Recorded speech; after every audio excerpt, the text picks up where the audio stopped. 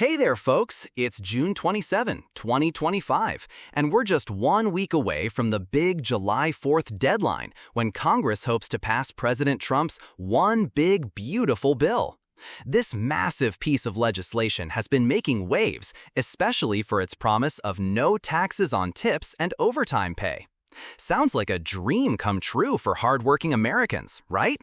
More money in your pocket every payday. But hold on, millions of people are starting to feel misled, even furious about what this bill actually means. Today, we're diving into the details, breaking down why some folks are upset, and figuring out what this could mean for you and me moving forward. Let's start with the hype. The White House has been touting this bill as a game changer, saying it'll put more money in our pockets every day. That's the kind of relief millions of Americans are praying for, especially those who rely on tips or grind out extra hours for overtime pay. Imagine keeping every dollar of your tips as a server, or not losing a chunk of your overtime check to taxes. Sounds amazing, doesn't it? But here's where things get tricky, and it's causing a lot of frustration. I got a comment from someone last week that really sums up the excitement and the confusion. They wrote, "I'm so ready for this to begin. I make $28 an hour and work 10 to 15 hours of overtime a week. Once this kicks in, I only pay taxes on my regular $28 an hour, and the overtime at $42 an hour is tax-free. That's an extra $140 a week." At first glance, that math checks out. Overtime pay is typically time and a half, so $28 becomes $42 for those extra hours. Not bad. But here's what I told them. You're partially right, but there's a catch. And that catch is what's got people riled up. The no tax on tips and overtime promise only applies to federal income tax. You're still on the hook for Social Security and Medicare taxes, which are 6.2% and 1.45% respectively, from both you and your employer. That's a combined 15.3% taken out of your overtime or tips before you see a dime. So for that $140 in overtime pay, you're still losing about $22 to those payroll taxes. When I explained this, the person wasn't happy. They dropped some colorful language because they thought no tax meant no tax at all. And they're not alone. Many folks feel like the bill was sold as a bigger deal than it actually is.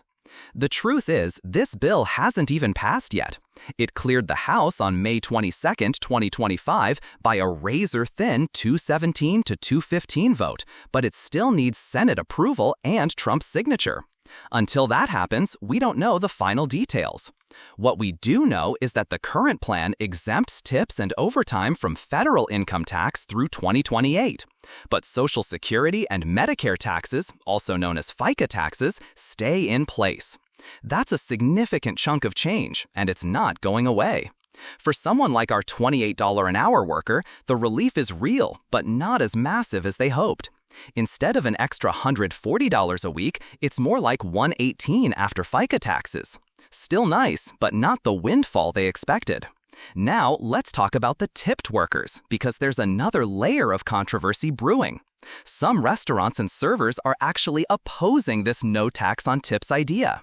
You'd think they'd be thrilled, but an Associated Press article pointed out that some in the restaurant industry think it helps too few people and masks bigger issues with how tipped workers are paid. For example, a bartender in Austin, Texas, said the policy doesn't help kitchen staff, who often don't get tips and are paid the least. That's a fair point. Cooks and dishwashers work just as hard, but might not see a dime of this tax break. I got another comment that drives this home. Someone from a restaurant in downtown Chicago wrote, "I've been hearing about no taxes on tips starting soon, and I was super excited because we get good nightly tips.